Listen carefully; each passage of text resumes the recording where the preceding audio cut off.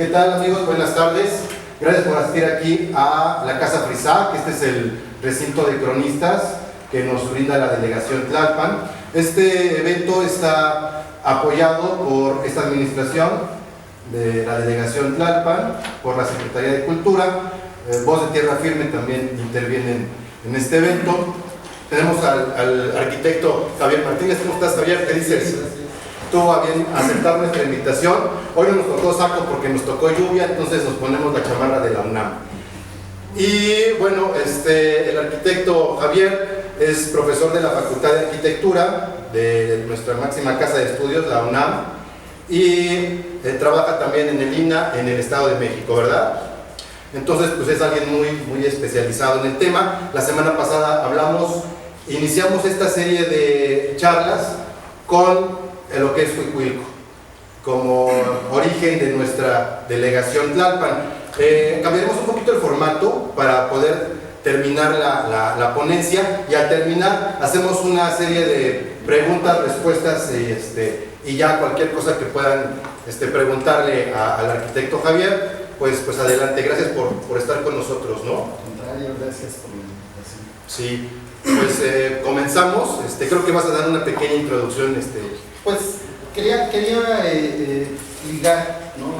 Con el tema de la semana pasada, sobre todo porque pues, no supe si toda la gente está aquí, pues estuvo presente en la sesión pasada, y más que bien, pues es un tema que se une, ¿no? Que va de la mano de tanto la época prehispánica como lo que sucede después de la conquista española, ¿no?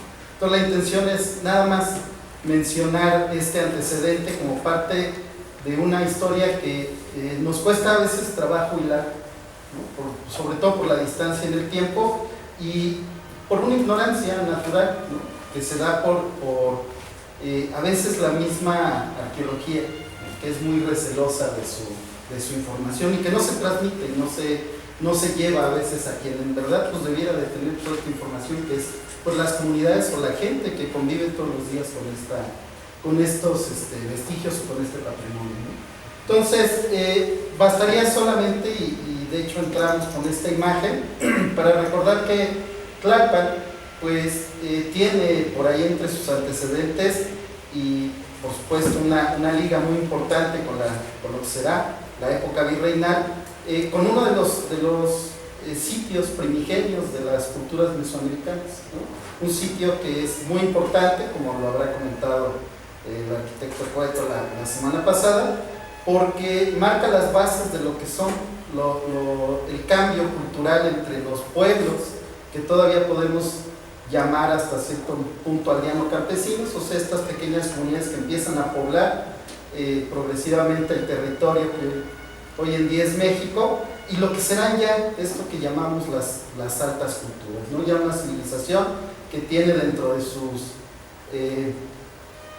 pues restos materiales o dentro de sus producciones materiales, una arquitectura que va más allá de la arquitectura doméstica. Y este es uno de los edificios pues más emblemáticos y más representativos de ese asentamiento, que es la pirámide circular de Huicuilco, y que nos sirve bien de enlace para entender un poco a Tlalpan en todo este contexto en el que nos desarrollamos, ¿no? La relación con la Sierra del Ajusco, la relación con los conos volcánicos que van transversales y que forman parte de una tectónica de la que no nos podemos olvidar, ¿no? En la que estamos todos los que vivimos en la cuenca inmersos, y que y tiene que ver con esta constante siempre presencia de los volcanes. El volcán del Xitle, que aparece ahí dibujado en la parte posterior, humeando, ¿no? Como recordándonos un poco lo que el Popo nos está haciendo ahorita, ¿no? Diciéndonos, aquí estoy, no se les olvide que están en una zona altamente volcánica o de actividad volcánica, y que pues tenemos unos volcanes que son buena onda, porque nos están avisando, ¿no? Ya lleva 20 años o más, no, lleva como 20 años recordándonos por ahí que estamos en una zona de riesgo, ¿no? Y que es una zona que por su naturaleza tiene pues muchas complejidades, ¿no? Entre ellas la actividad volcánica, la actividad sísmica y por supuesto el pasado original, que es la cuenca lacustre, ¿no? Y que bueno, eso nos sirve muy bien para después también entender un poco lo que es este tema de lo virreinal. ¿Por qué? Porque a diferencia de lo que sucede en muchos otros lugares de México, donde se da la conquista europea a partir del siglo XVI, nosotros casi no tenemos arquitectura virreinal. Y no tenemos arquitectura virreinal por esta relación que tenemos con el paisaje, por esta relación que tenemos por el contexto, donde pues lo que no se cayó en un sismo se inundó y se destruyó, ¿no? Porque si bien pareciera que son cosas del pasado, lo cierto es que no, nada más que ahora es por sectores que a veces nos quedan aislados. La ciudad se sigue inundando, y se sigue inundando a tal grado que pues no, afortunadamente no nos sucede lo que en el siglo XVI, pero se llega a quedar por semanas estancada el agua, ¿no? Las zonas bajas, que además son cercanas a la delegación, como puede ser Xochimilco, como puede ser ya el Estado de México, en el oriente Chalco, Iztapaluca y toda esta región, que fueron parte de los lagos, siguen teniendo esta misma condición de regreso a los lagos, ¿no? Por más que la tecnología y los seres humanos del siglo XXI de repente nos sentimos pues ya muy superiores en términos de evolución, al grado de haber dejado esta serie de cosas en el pasado, lo cierto es que está ahí presente, ¿no? Y esto lo comento porque hablar de arquitectura virreinal pues no es tan fácil en la zona de la cuenca, porque justamente nos quedan muy pocas cosas. Si ustedes ven la morfología de lo que fue en su momento la ciudad de Tenochtitlán, en esta reconstitución de este dibujo de un personaje muy interesante que se llama Tomás Filzinger, pues nos marca muy bien lo que son ese llamado islote, y sobre todo, y lo más interesante, la ubicación de Tlalpan al sur, hacia arriba de la imagen, en la parte superior, muy cerquita del letrero de Tenochtitlán, aparece el letrero de Tlalpan, que tiene la fortuna de ser el primer territorio hacia el sur que se encontraba ya fuera del sistema lacustre, ¿no? Fuera de los lagos, sobre el gran lago de Texcoco y la garganta que une con el lago de Xochimilco y Chalco, y que bueno, afortunadamente eso pues, nos deja bastante tranquilos, ¿no? Porque a pesar de este clima nos podemos sentir aliviados de que las inundaciones pues, no serán nunca tan crueles como lo son en otras partes de la ciudad.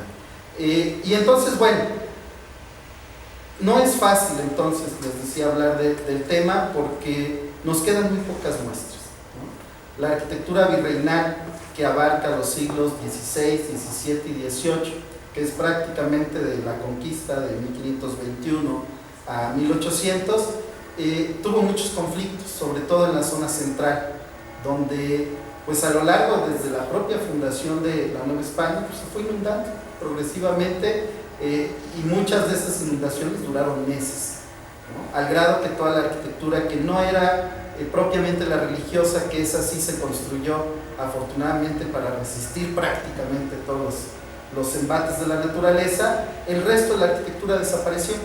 No sé si saben, pero el centro de la ciudad pues actualmente solo cuenta con 18 edificios que son propios de esta arquitectura del siglo XVI. Nos quedan por ahí un par más del siglo XVII de arquitectura civil, lo que son casas o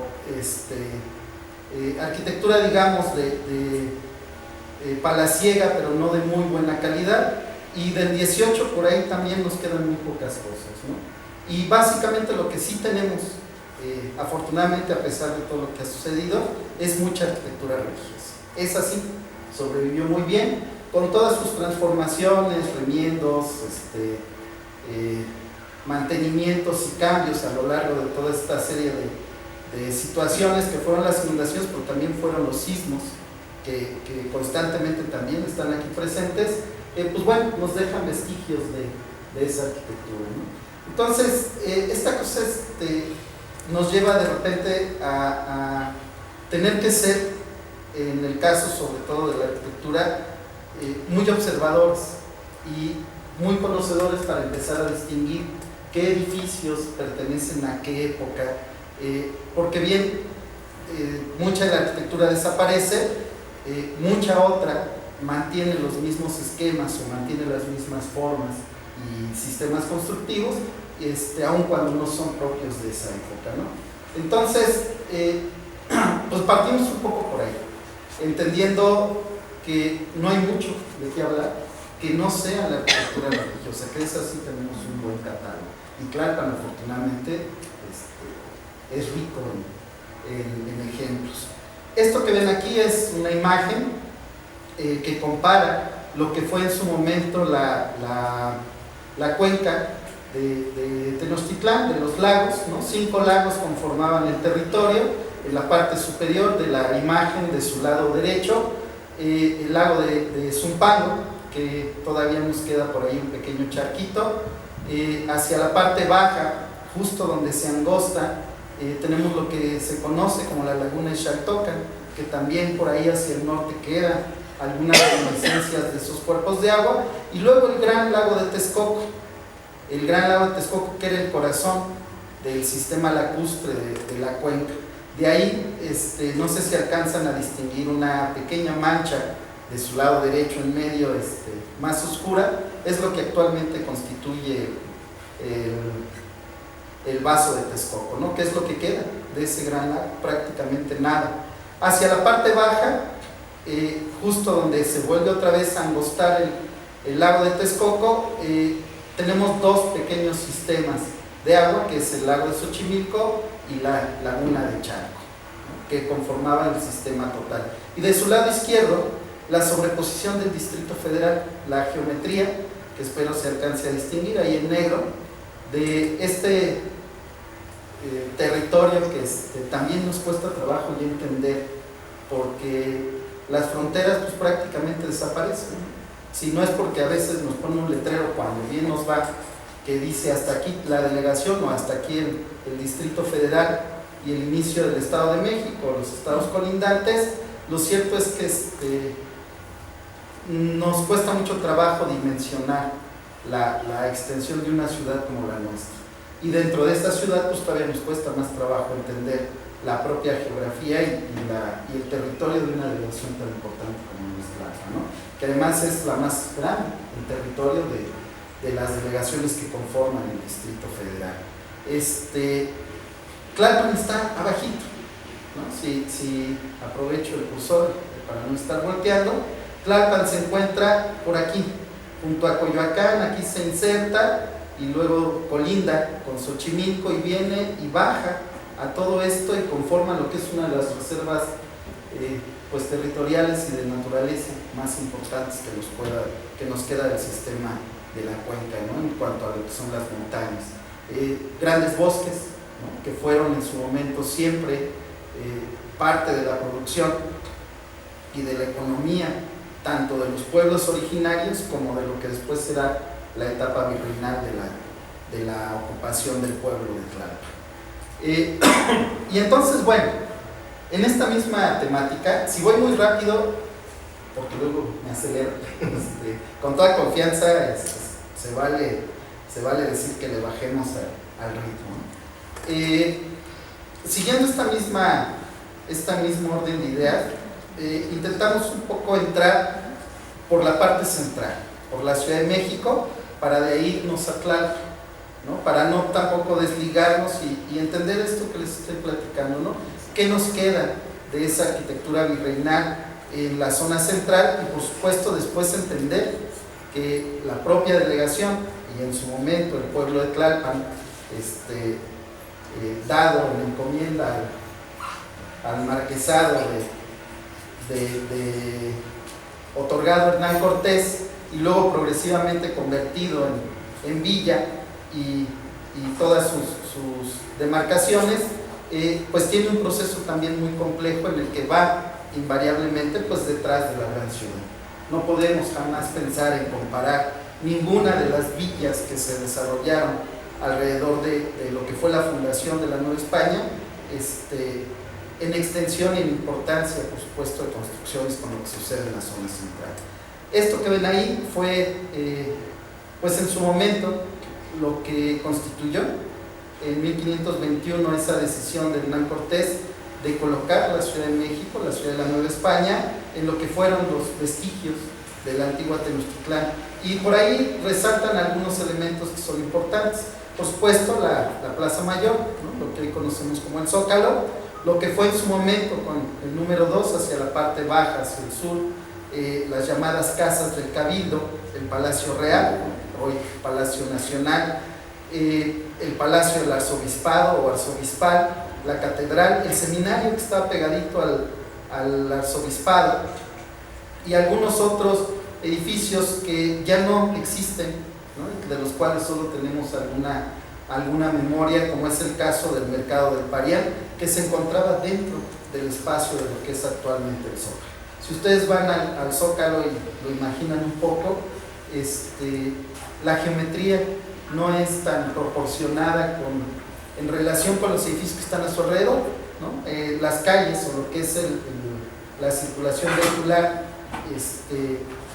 en algunos lados de esa misma plaza es más ancha que en otros, y eso obedece justamente a que el trazo de la ciudad en su momento pues estuvo condicionado por una serie de edificios que existieron ahí y que bueno, fueron progresivamente algunos retirados, otros por accidentes, sobre todo incendios, como la misma catedral que en su momento estuvo en otra ubicación y que después pasa algunas décadas después al lugar en el que hoy lo conocemos, en el que hoy la ubicamos, pues constituyeron parte de ese imaginario que fue conformando el centro de la Nueva España. Conventos como el de Santo Domingo, que se encontraban hacia la zona norte del centro, y en otros casos espacios como la Alameda, que si bien no estaban configurados en el siglo XVI como tal, ¿no? Como los conocemos hoy en día, ya formaban parte de esa cuadrícula que empezaba a organizar la ciudad. Sí se alcanza a distinguir, sí se ve muy bien. Y bueno, conventos muy importantes, ¿no? El de San Francisco, el de San Agustín, el propio convento de la Merced, la parroquia de San Pablo, y calzadas como la de Tacuba, Chapultepec, que conformaban este sistema de cuadrantes y que se mantienen vigentes desde la época prehispánica al propio trazo de la ciudad, y que por ahí de repente también cuando uno empieza a conocer este tipo de cosas y ve que pues la traza de la ciudad corresponde y sigue manteniendo muchas de las características prehispánicas, pues también puede uno empezar a entender algunas complejidades modernitas, ¿no? Como lo es el tráfico, ¿no? de la zona centro, que pues llega a ser muy complejo, por supuesto por la cantidad de automóviles, pero también porque el trazo de la ciudad, que va de la zona central y por supuesto se irradia hacia el resto del territorio, pues condiciona que forzosamente de una u otra manera para atravesar la ciudad pues tengamos que acercarnos a la zona central. Estas 4 calzadas que en su momento fueron parte de la antigua Tenochtitlán y que después mantienen y dan sentido a la traza de la ciudad novohispana están presentes todavía, ¿no? Una de ellas muy importante que aparece en el siglo XVI, ya como camino estructurado, es por supuesto la calzada de Clavo, ¿no? Que nos comunica y que nos lleva desde la demarcación hasta el centro, y de ahí nos permite distribuirnos a prácticamente todo el resto de la ciudad, tanto hacia la zona oriente como hacia la zona norte y poniente, ¿no? Y entonces, de ahí, que no viene al tema, pero se los digo con plática de café, una muy buena obra que desafortunadamente nunca se terminó, fueron estos llamados circuitos viales, el viaducto, los anillos, el circuito interior y periférico, que ya a mediados del siglo pasado pues constituían una gran solución para esta situación de la traza, en la que pues si no tenías que ir al centro, tenías 3 anillos por los cuales distribuirte tanto a la zona central inmediata, que era el viaducto, o lo que conocemos como el viaducto, al esquema de la cuadrícula y distribución, que es circuito interior, y por supuesto el gran anillo que pretendía distribuir alrededor de toda la ciudad, que era el periférico. ¿Cuál fue el problema de esta gran solución? Pues una respuesta cultural que tenemos los mexicanos: no terminamos las cosas. ninguno está terminado, tristemente después de casi 40 años. Ni viaducto se cierra, ni circuito, ni periférico. Todos se quedaron inconclusos y por supuesto, pues bueno, el caos sigue siendo, ¿no? Y otra de las cosas que también es importante cuando hablamos de la arquitectura virreinal y que tiene que ver pues con esta ciudad que se transforma de esa ciudad prehispánica a la ciudad novohispana, pues son una serie de condicionantes que se van a ver reflejados en una arquitectura que no va a ser llamativa, ¿no? O monumental, una arquitectura que va a ser simple, una arquitectura que va a ser pues dura, ¿no? Si la podemos clasificar o adjetivar de alguna manera, porque va a tener entre muchas de sus condicionantes pues siempre en su momento el constante temor a la revuelta y al alzamiento de la comunidad indígena. Una serie de características que van a ser fortificadas, ¿no? De grandes muros, de pocas ventanas, o una relación de lo que llamamos nosotros vano macizo muy desproporcionada, prácticamente muy macizas de un nivel y de muros extremadamente anchos o de un gran espesor para que en algún momento, pues, como ellos pretendían, pues sirviera no nada más como albergues, que es su función original, como casas, sino también como fortificaciones, para defenderse de un eventual alzamiento, ¿no? De una eventual pues revolución, si lo podemos llamar así. Lo cierto es que no se dio, ¿no? Nos queda muy clara la conquista efectuada de forma religiosa, pues fue lo suficientemente fuerte como para evitar que estos indígenas se levantaran y pues acabaran con esta gente, que en realidad, pues bueno, ahí los mitos históricos de repente nos generan unos imaginarios muy interesantes, porque hablamos de una conquista, ¿no? Y los libros nos lo dicen, los cronistas nos hablan de esos 500 soldados y los que llegarían después para reforzar el ataque a Tenochtitlán, pero que por muchos que hayan sido, pues jamás pudieron siquiera acercarse a esa población que en su momento ocupó la zona de la cuenca. Por ahí para 1600, entre 1540 y 1560, hay un censo de población indígena previo a los grandes males que acaban con la población hacia el siglo XVII, y se habla de casi 3 millones de habitantes, ¿no? Que es pues un universo sumamente incomprensible para ese momento, sobre todo si pensamos que a la propia fundación de la Nueva España, en las primeras 2 décadas, se habla de una población de casi 150,000 entre habitantes originales y la población novohispana. Por decirles algo, ciudades importantes en Europa, españolas como Sevilla, pues no llegaban si a los 20,000, si acaso, ¿no? Con toda una historia, por supuesto, de la Edad Media e inclusive anterior. Por supuesto, jamás se podrían haber comparado con esta población que estaba ya habitando la cuenca. Y bueno, esto era una de las cosas que vale mucho la pena, porque esto nos permite entender por qué esa primera arquitectura que se da en el siglo XVI y que se mantiene durante el XVII tiene estas condiciones pues de sencillez, ¿no? No se les quitó el miedo. Para 1600, sobre todo ya con las enfermedades traídas por los europeos, hay un gran descenso en la población, prácticamente un genocidio, si lo podemos llamar de alguna manera, en donde la población indígena baja de esos 3 millones a prácticamente 200,000, ¿no? Debió ser una cosa terrible. Y también eso hay que entenderlo, porque entonces hay que empezar a imaginarse cómo era esa ciudad, cómo eran esas villas que se desarrollaban en medio, por supuesto, de construcción, ¿no? de gran actividad constructiva, entre las obras religiosas que ocupaban muchísima mano de obra indígena, la propia construcción de los edificios y los servicios necesarios para la fundación de las villas, y lo que posteriormente pudo haber sido un ambiente generado en una ciudad que, con todo y todo, para el siglo XVII y principios del siglo XVIII, en 1700, pues es por ahí descrita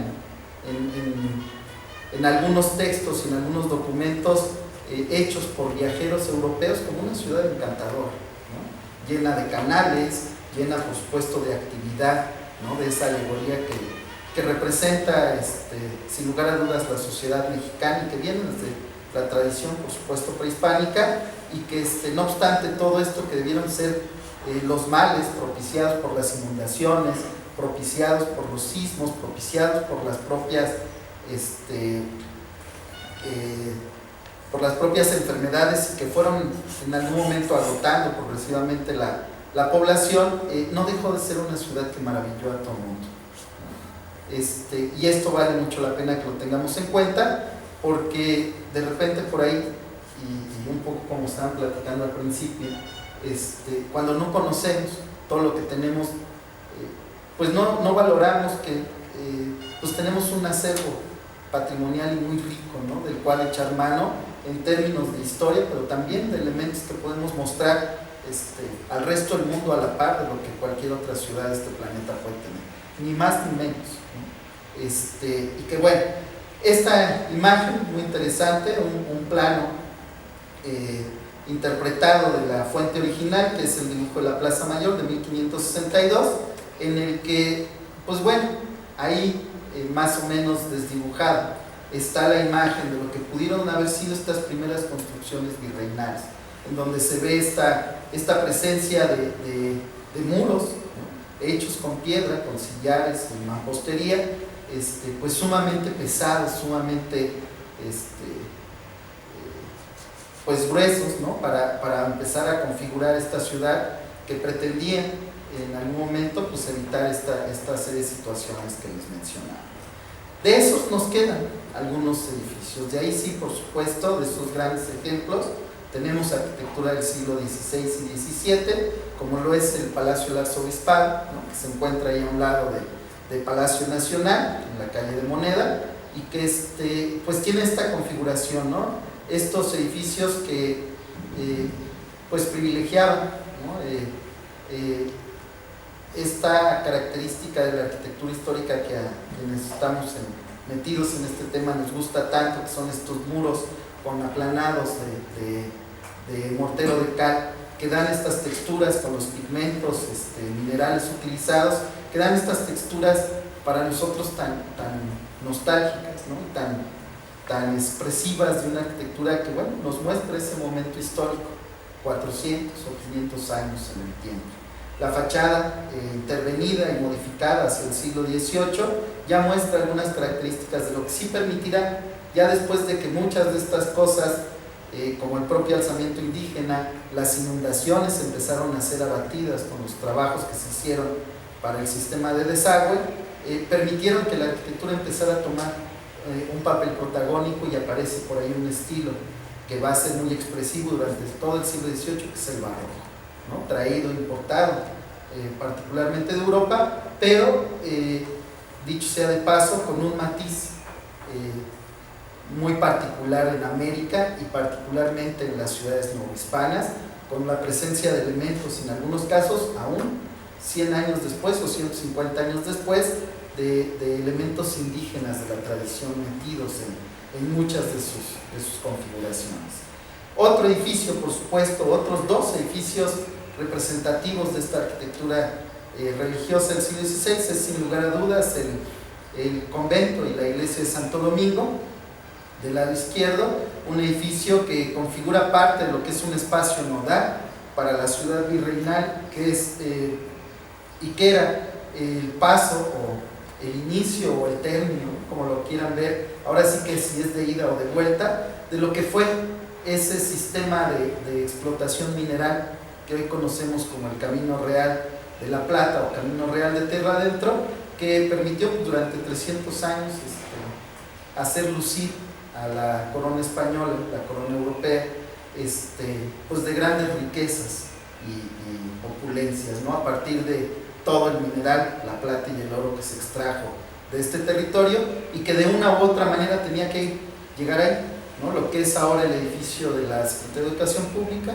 que fue la aduana, constituía parte de ese espacio que, junto con el atrio de Santo Domingo, formaban esa relación que por muchos años fue una relación indisoluble entre el espacio religioso y el espacio político, ¿no? El espacio de poder asociado invariablemente a los reyes y gobernantes. Y del otro lado, en la parte derecha, pues bueno, nuestra catedral, que para 1560 ya había sido ubicada en ese lugar, después de que la iglesia original, construida en madera, en el otro extremo, ¿no? Se ubican por ahí el portal de las Flores, lo que hoy son la zona de joyerías, y la propia, en el paramento donde está el Monte de Piedad.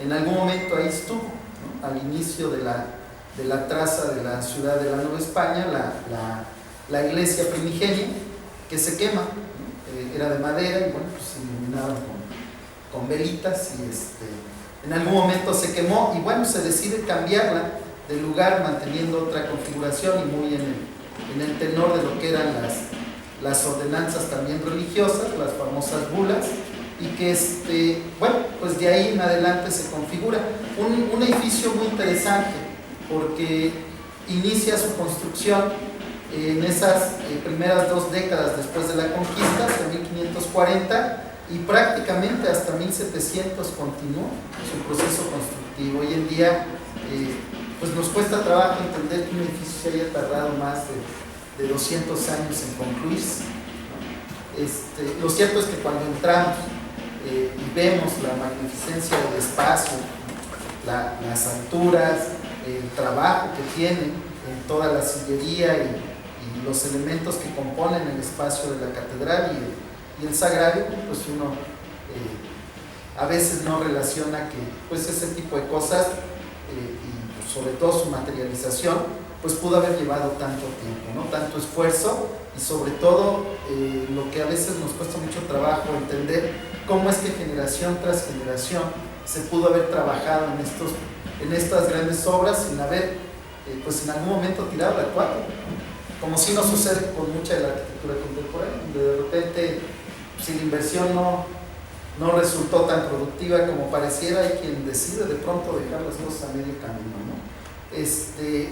Pero bueno, la catedral, el convento de Santo Domingo, lo que fue en su momento parte del arzobispado y que funda también como una de las primeras universidades del continente, el llamado Seminario y la Real y Pontificia Universidad. El seminario, o el antiguo seminario, que pertenecía al arzobispado, y lo que fue ese pequeño edificio en la esquina, que constituyó la fundación de la Real y Pontificia Universidad, que es el antecedente directo de nuestra Universidad Nacional, ¿no? Y que por eso nos llena de orgullo y la ponemos aquí, para recordarla, porque es parte de esos edificios que sobreviven desde el siglo XVI.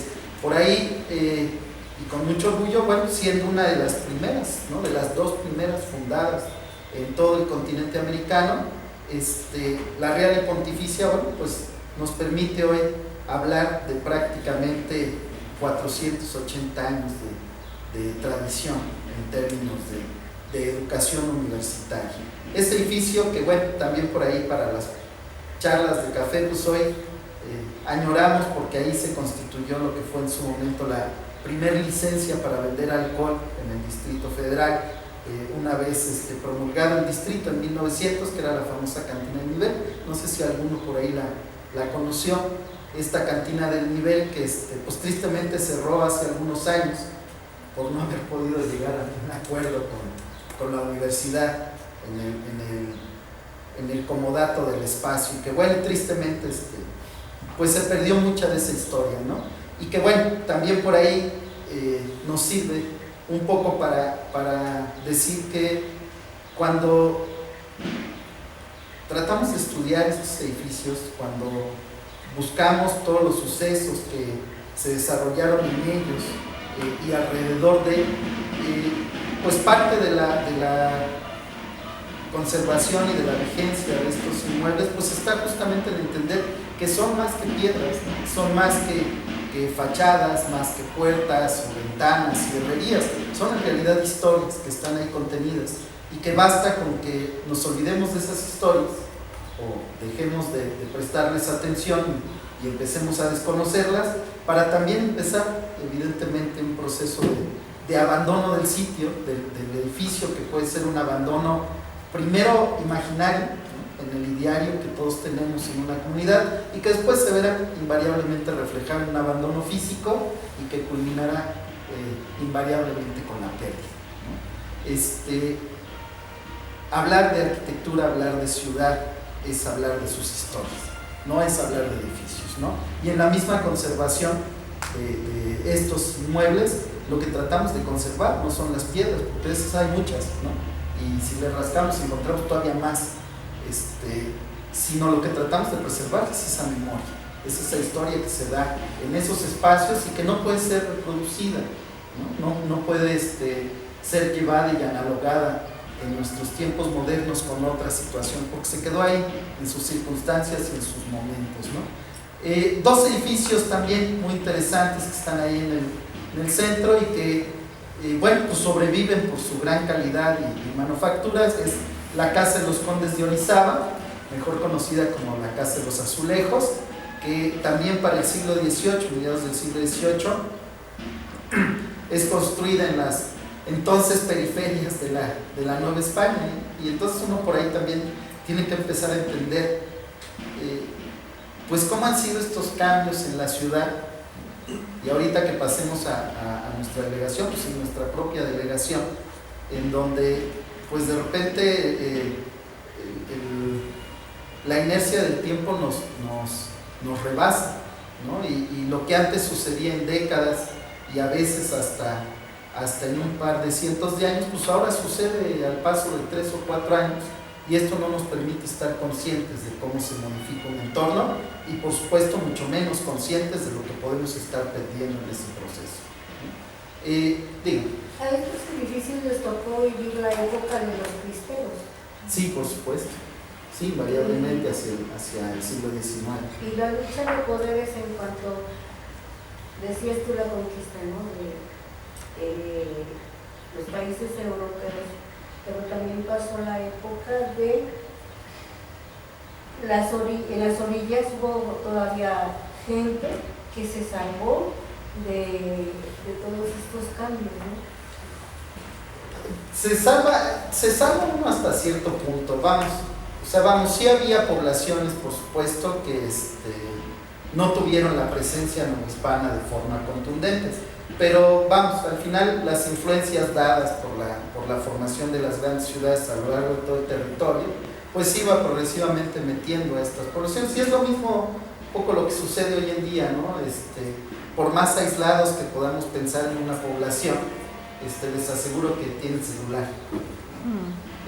o televisión, y es, muy sintomático del territorio, que a veces anda uno por estas poblaciones de las orillas de muchos de los estados, que uno diría, bueno, pues marginales, a lo mejor no tienen ni para comer, y ve uno las casas, ¿no? Y no tiene uno que imaginárselo, ¿no?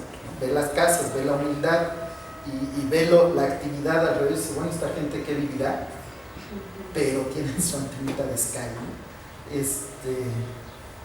Pues bueno, es un poco lo mismo el pensar que muchas de estas poblaciones, a lo mejor en los primeros años de la conquista, pues se mantuvieron aisladas, ¿no? De hecho, durante todo el siglo XVII, de 1600 a 1700, poblaciones en el área maya se mantenían aisladas completamente, y todavía sin conquista, o sin dominio español o europeo, se mantenían aisladas, llevando su forma de vida 100 años después de ya fundada la Nueva España, tal y como lo habían hecho por milenios, ¿no?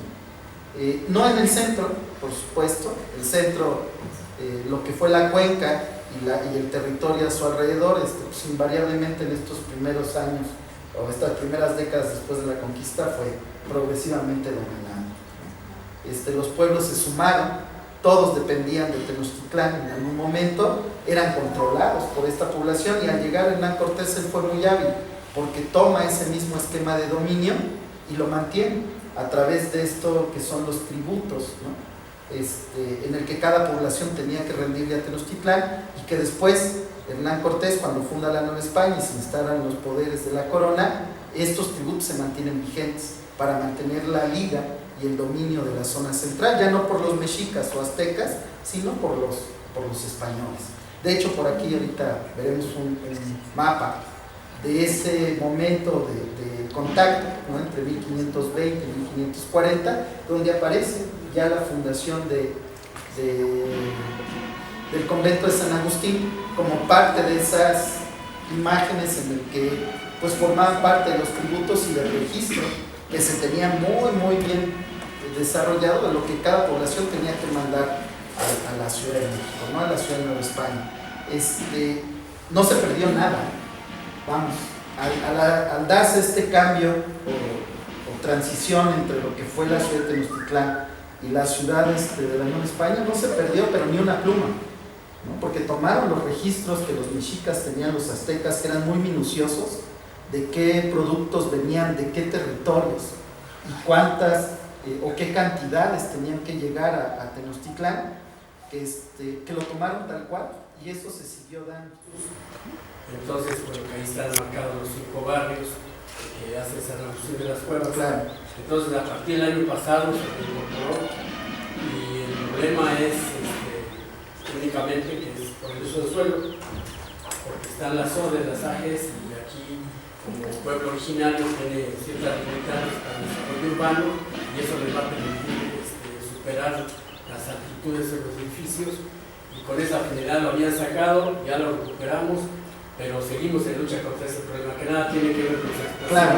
No, pero que es interesante. La información de que lo recuperamos ya está tanto en la CDREC y el gobierno del Distrito Federal como en el Consejo de Pueblos y Barrios Originarios, de nueva cuenta se han incorporado como pueblo originario. Pero es necesario saberlo, ¿no? Y sí tiene que ver, porque entender la dinámica de la historia y la propia configuración de lo que en su momento fueron estas poblaciones que ocuparon la zona de los lagos y que nos permiten hablar de un adjetivo como es esta denominación de originario, tiene que ver también con entender que la dinámica no va, por supuesto, ni puede ser dada en torno de situaciones que van más allá de la propia historia, ¿no?, con otros intereses y demás. Me pareció importante, ¿no?, interesante, por eso lo menciono, porque de hecho en términos concretos, históricos, ¿no?, y de la ocupación de la población que toma la cuenca, Tlalpan no era un pueblo consolidado, ¿no?, era una población que por su geografía constituía un punto de inflexión o un punto importante y estratégico entre lo que era la comunicación de México Tenochtitlán, ya una vez ocupada por los aztecas, por los mexicas, hacia la zona sur y la zona de los lagos, con las dos grandes cabeceras o poblaciones que eran Xochimilco y Chalco. Y por lo que, pues como sucede hoy en día con las poblaciones que son de tránsito, tenía población de ambas localidades o hasta de las 3 localidades, y que por eso en algún momento nunca se constituye como un pueblo, como una población indígena reconocida en estos dibujos, ¿no?, que se hacen por los propios indígenas en el momento del contacto, como una gran población. Aún así, vamos, el propio grifo, ¿no?, de la delegación nos habla de la importancia del territorio que ocupa Tlalpan, porque es justamente el primer territorio ubicado en lo que ya era este contexto de la Tierra Firme. No nada más en alto de lo que era un sistema que constantemente amenazaba a todas las poblaciones cercanas al sistema de lagos, sino también porque de aquí se producía una agricultura que era, pues en un sistema, por supuesto, diferente al mayoritario, que era el de las chinampas, ¿no? Y que bueno, pues producía y constituía parte de una tradición y de una serie de recursos necesarios, porque además la comunicación hacia la zona de Tenochtitlán por medio de canoas y los insumos necesarios que tenían que venir de Xochimilco y de Chalco, que eran las áreas de producción agrícola principalmente y abastecimiento hacia el centro, invariablemente tenían que pasar por aquí. La navegación ¿Y Acapulco? ya hacia el siglo XVI con la Nueva España, ¿no? Pero hablando un poco de la población originaria, es sin lugar a dudas una población originaria, porque forma parte del sistema de poblaciones que mantenían la cuenca en Surinam y que no se puede entender sin ninguna de ellas, ¿no? No me imagino todo el territorio de Tlalpan vacío, mientras todo el resto de la cuenca pululaba de población indígena, ¿no? De actividad comercial, social, ¿no? De intercambio. Exactamente, entonces de ahí que traigo un poco a colación el tema, ¿no? Porque me pareció justamente anacrónico que si hay en algún momento puesto en duda la originalidad, ¿no?, de esa población que ocupa un territorio vital para el contexto social, económico y natural de la propia cuenca, ¿no? Porque una vez que el Xicle hace erupción y ocupa o genera todo lo que hoy conocemos como el Pedregal, esta zona se convierte en una zona muy importante justamente por mantenerse lejos de toda esta problemática, sobre todo las inundaciones, ¿no? El lago de Texcoco y Xochimilco, les comento por ahí, son los cuerpos de agua, eran unos cuerpos de agua muy interesantes, porque si bien por ahí tenemos registros históricos donde se habla de que el lago de Texcoco se podía prácticamente caminar, ¿no?, como si fuera uno al sureste mexicano, ¿no? Estas playas como las de Cancún que camina uno metros y metros y el agua no sobrepasa las rodillas. Se habla por ahí de que en épocas de estiaje o de secas el lago podría a veces descender a tal nivel que uno podía caminar perfectamente por el medio del lago sin mayor conflicto. Por supuesto, en época de lluvias la cantidad de ríos y de escorrentías que en el sistema de montañas que rodean en un 90% la cuenca alimentaban estos lagos, hacía que esto tuviese crecientes brutales, ¿no?, que acababan y arrasaban con todo. La propia Ciudad de México, bueno, pues lo vive durante todo el siglo XVI, al grado que en algún momento por ahí se discute muy seriamente en sacar la ciudad de la Nueva España del islote y llevarla a Cuernavaca, ¿no?, a lo que es hoy Cuernavaca, como un lugar, por supuesto, mucho más seguro. Y bueno, tristemente, en algún sentido, lo que tiene gran peso para la decisión de no moverla es la inversión que ya se había dado en ese momento para la construcción de esa ciudad, no obstante que llevaba 3 meses inundadas en esa última inundación de 1526, casi, ¿no? Apenas unos años después. La decisión se basa en la inversión hecha en las construcciones que ya existían alrededor de esa Plaza Mayor. Y bueno, pues ahí nos condenamos, porque de ahí en adelante inundación tras inundación y sismo tras sismo, ¿no? Y de hecho eso es lo que genera que Tlalpan comience a ser poblado, ¿no? Es todas las pueblos ribereños, pues vamos a huir de las inundaciones, pues vamos a las lomas, ¿no? Claro. Efectivamente, las zonas altas, todo lo que fue el siglo XVI, de 1520 a 1600, empiezan a ser los lugares de atracción, primero para las casas de descanso de los grandes virreyes, ¿no?, de los condes, de los grandes privilegiados en la conquista y sus familias, y luego progresivamente de la población que por supuesto iba detrás de ellos como servidumbre y que generaba la importancia de las poblaciones. De hecho, Tlalpan por ahí justamente en esos primeros años de 1525 a 1532 empieza a tomar importancia por esa población que empieza a ocupar este lugar a partir del establecimiento, por supuesto, del convento de San Agustín, que tanto dominicos como franciscanos en su momento pues no se iban a poner en cualquier lugar, ¿no?, como gente muy bien preparada y con una tarea muy importante que era la evangelización de los pueblos indígenas, pues ocupaban los espacios que de suyo ya eran lugares de concentración de población.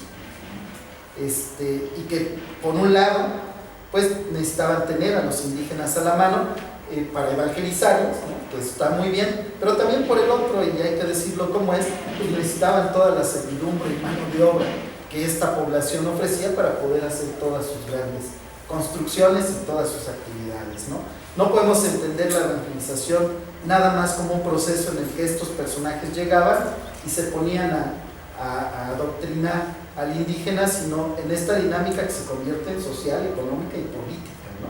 Porque a través del dominio de la fe, por supuesto, venía también un dominio político de la población sobre cualquiera que intentara ponerse enfrente. Esto pues, nos queda muy claro. Fíjate que tengo una duda, o tengo una teoría respecto a Tlalpan con respecto a Xochimilco, ¿no? Ahorita tú que estás mucho más inmerso en el tema. Por ejemplo, Tlalpan tuvo cierta colaboración con los españoles y por ende, pues toda esta zona era mucho más amable, ¿no? Éramos aliados y eso propició que sí, efectivamente, gente de la realeza pudiera establecerse aquí porque estaba con aliados, ¿no? Estaba entre amigos. Sin embargo, Xochimilco, que está muy cerca de aquí, además obviamente de la condición lacustre, pues vemos que hay mucho menos ocupación virreinal, ¿no? Y bueno, la teoría que tengo es que pues esos no eran amigos, ¿no? Entonces es mejor establecerte en una zona alta, sí, por la geografía, pero también por la amistad con los vecinos. Y en cambio en Xochimilco no sé tú pues qué piensas al respecto.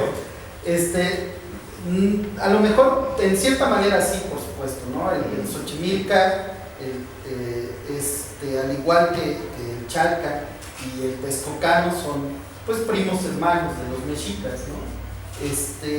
Los tecpanecas, que eran la población por ahí que se genera en la zona de Tlalpan, si bien son también familiares, ¿no? de los aztecas, son un grupo marginal de la misma sociedad mexica, que son a su vez tecpanecas. ¿Sí me explico? Ya saben que entre familia normalmente son los pleitos más fuertes, ¿no? Pero no nada más eso, si bien yo creo que debió influir de alguna manera, porque al momento de la conquista, por supuesto, los pueblos que eran no nada más aliados, sino también sometidos por los mexicas, eran los de Chalco y Xochimilco, porque eran lugares de donde se abastecía del recurso necesario para que Tenochtitlán subsistiera. Al momento de la conquista, por supuesto, esta gente invariablemente pues era afín a los mexicas y durante pues, los años que duró la conquista siguieron abasteciendo. Por ahí no sé si han leído un poco de las crónicas de la conquista, pues se habla de un ciclo de casi 4 años. Si bien la conquista se da en 1521, lo cierto es que desde las primeras intromisiones a Tenochtitlán hasta el inicio ya de la batalla, ¿no? por la conquista de Tenochtitlán, se da entre 1519 y 1521. Lo cierto es que esos 2 años fuertes de guerra, estos cuates atrincherados en Tenochtitlán pues no pudieron haber subsistido, y en este contexto de que la Nueva España, pues hoy decimos, oye, ¿cómo te vas de paseo o te vas de descanso a 10 minutos del centro? Pues sí, hoy 10 minutos en el metro, ¿no? Pero en la Nueva España el trayecto del Zócalo a Tlalpan podía hacerse hasta en 3 o 4 horas por tierra, ¿no? O hasta en 1 hora y media por el sistema de lagos, ¿no? Y eso no trayendo carga, ¿no? Las canoas que venían cargadas de recursos o de suministros, por supuesto, hacían mucho más tiempo. Algunas de ellas inclusive tenían que descansar, ¿no? O hacer trayectos intermedios. Por eso Tlalpan, insisto, es muy importante desde la época de España, porque constituye no le quiero llamar embarcadero, no tenemos información de ese tipo, pero sí un lugar de transición antes de entrar a la Texcoco y de Tenochtitlán, porque de aquí a Chalco todavía está lejitos, si pensamos en una travesía de la costa. Entonces, bueno, el esquema de la población original, ¿no? El esquema que marca esa tradición virreinal que inicia con el convento de San Agustín de las Cuevas, pues marca lo que es la tradición del emplazamiento de todas las ciudades que se dan en la Nueva España. Una plaza o un espacio constituido por un lugar en el que por tradición indígena invariablemente se va a llevar a cabo la actividad comercial, pero también la transición social, ¿no?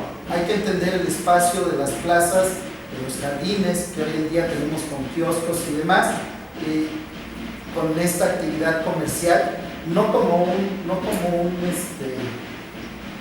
ataque, como un insulto, sino como parte de una historia que traemos culturalmente muy arraigada, ¿no? Por ahí les traigo un texto de un documento de una investigadora que se llama Sonia Lombardo, en el que nos habla de que, de acuerdo con los registros del siglo XVI, lo que ella llama campa, que es todas las pequeñas poblaciones que se construyen y se trazan a principios del siglo XVI, después de la Nueva España, deben tener al menos como composición un templo, invariablemente. En este caso finalmente fue un convento porque se viene a la evangelización, pero si no un templo, un palacio o una construcción para la corona, y invariablemente una plaza para que se lleve a cabo la actividad del mercado, y está relacionada íntimamente con el atrio, ¿no?, para tener también el control de parte de la iglesia de lo que ahí sucede. Si bien los encomenderos, como sucede ya para el siglo XVII con todas estas poblaciones, tenían todo el respaldo de la corona, sabemos perfectamente que prácticamente los primeros 250 años el dominio es de la iglesia, ¿no?, y el control de la población y de los recursos es de la iglesia, con todas sus variantes, ¿no?, entre las órdenes mendicantes o el clero secular y el clero regular, ¿no?, que eran los que evangelizaban, y los padrecitos, ¿no? Y esto es parte de lo que todavía sobrevive ahí perdido entre lo que nos queda de jardín, de esa plaza a la que después por ahí le ponemos el palacio o el edificio de la delegación, y que bueno, también formó parte en su momento de una extensión mucho más grande que fue el convento de San Agustín de las Cuevas, ¿no? Y bueno, un poco para también entender esa dinámica de esa población, de ese centro que fue irradiando, por supuesto, y creciendo a lo largo de esos primeros 300 años. Esta es una imagen maravillosa de estas litografías o grabados que hace un artista llamado Decani, un artista europeo, que a mediados del siglo XIX pues retrata mucho de lo que fueron estas poblaciones. Viaja por todo el territorio y tenemos muy buenos dibujos de este personaje, de cómo fue y debió ser la vida en esos tiempos, ¿no? Insisto, no es propiamente la época virreinal, estaríamos hablando ya del siglo XIX, pero pensando un poco que los primeros 400 años de vida de esta ciudad, no tenemos grandes cambios, ¿no? Los cambios no son tan radicales como para pensar que esto fue muy distinto de lo que sucedió 100 años antes, ¿no? La población perfectamente conformada, la alegoría, ¿no?, que esto es muy interesante porque pues uno viene a Tlalpan, a lo mejor ustedes como pobladores nos detestan, ¿no?, pero quienes venimos a Tlalpan en fin de semana, un viernes, un sábado, un domingo, es buscando lo que buscamos en Coyoacán, lo que buscamos en otras poblaciones típicas, que es esa alegoría que ha estado aquí presente toda la vida y que tiene que ver con esos pobladores que siguen siendo originarios, porque son a final de cuentas quienes todos los días cotidianamente disfrutan o sufren este espacio y estas cotidianidades, ¿no? Siempre ha sido así. Por ahí un poco una situación con la que hemos pues no discutido porque no se ha dado el espacio, pero sí en algún momento polemizado en los foros académicos con el tema del ambulantaje, visto por supuesto desde el ámbito político como una cuestión siempre nociva para el desarrollo comercial y todo lo que ustedes quieran. Lo cierto es que la actividad comercial del espacio público, mejor traducida como ambulantaje, es una tradición cultural y no podemos deshacernos de algo que tiene de la noche a la mañana, o sea, agarrarlos y meterlos a un localito, ¿no?, de la noche a la mañana, con una actividad que de suyo tiene 500 años de trascendencia cultural de la época novohispana, más todos los que se les ocurra de la época indígena, porque los mercados se hacían así, en los grandes espacios abiertos, y su reminiscencia moderna más tangible es el mercado sobre ruedas, ¿no?, que llegaba, se instalaba, vendía en el día que le tocaba, y que desde la época del propio Teotihuacán y de ahí hasta Tlatelolco, en la época mexica, constituye este espacio, no nada más de intercambio, y ahí viene lo bueno, que es lo que nosotros discutimos un poco con las decisiones que se toman en torno a una situación meramente política. No nada más es la actividad del espacio público del comercio, sino el intercambio social. El espacio comercial es el espacio de comunicación y de intercambio social entre las poblaciones, ¿no? Es donde uno llega a comprar, pero también llega a platicar, ¿no? Llega a ver cómo estuvo la semana para el comerciante o para el marchante, ¿no? Sí, pero siempre y cuando no afecten tus zonas agrarias, ¿no? En este caso las zonas arqueológicas o los no parques afectan, jardines. no afectan, porque de suyo no afecta la actividad, lo que afecta es las costumbres o los hábitos a los que vamos llevando la actividad tradicional. Si me explico, es un poco como pensar en actividades que son tradicionales, como para nosotros en la construcción, por ejemplo, la producción de la cal, ¿no? Que si es de forma artesanal, pues genera una contaminación absorbe una cantidad de recursos en madera brutal, ¿no? Para poder tener la producción de la cal, y de pronto decir, bueno, pues como ahora la política es una cuestión de sustentabilidad y ecológica y de cuidar los recursos, no podemos pensar que eso es un atentado para nuestra sociedad contemporánea. ¿Por qué? Porque no nace así. ¿Sí me explico?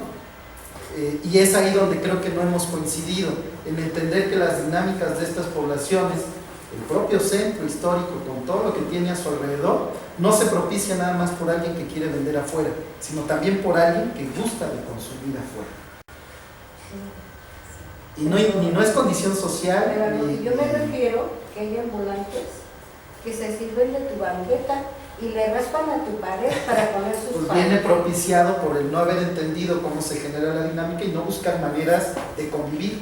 Ajá. Insisto, porque es como decir ahorita, pues si alguien por aquí tiene algún expendio que venda alcohol y resulta que el alcohol ahorita, pues la dinámica es desaparecerlo, y entonces voy y se lo cierro, ¿no? Nomás porque ahora ya no queremos que se venda alcohol, porque somos bien alcohólicos. ¿Sí me explico? No podemos llegar y tomar decisiones de esa manera, sino tenemos que entender que tiene, por supuesto, sus condicionantes políticas, económicas, sociales, pero también tiene una trascendencia histórica, y no se pueden separar, ¿no? Entonces no los podemos quitar a golpes, porque mañana van a estar ahí, porque es una necesidad de ellos, pero también es nuestra, porque uno empieza. Insisto, primero que se dan cuenta, a veces es el que debiera de no hacerlo, o sea, los que luego decimos que muy estudiados y demás, somos los primeritos que andamos comprando en la calle. ¿Sí me explico? Entonces entendamos que la dinámica tiene que darse entendiendo que poblaciones como estas, por ejemplo, tienen que ver con toda esa dinámica. El intercambio social propiciado por el comercio, pero por la algarabía también que se da en torno a ese comercio, por el intercambio entre las personas, pues es necesario para que no se pierda, ¿no? La esencia. Hay lugares, si han tenido la oportunidad de ir fuera de este planeta que es México, están bien bonitos, de veras que parecen inmaculados, que se quedaron congelados en el tiempo 400 o 500 años atrás, pero más vacíos y desolados. Se ven limpios, bonitos, pulcros, pero llega uno como mexicano y te da hasta miedo y desolación. Y están, pero verdaderamente como postal, diríamos nosotros,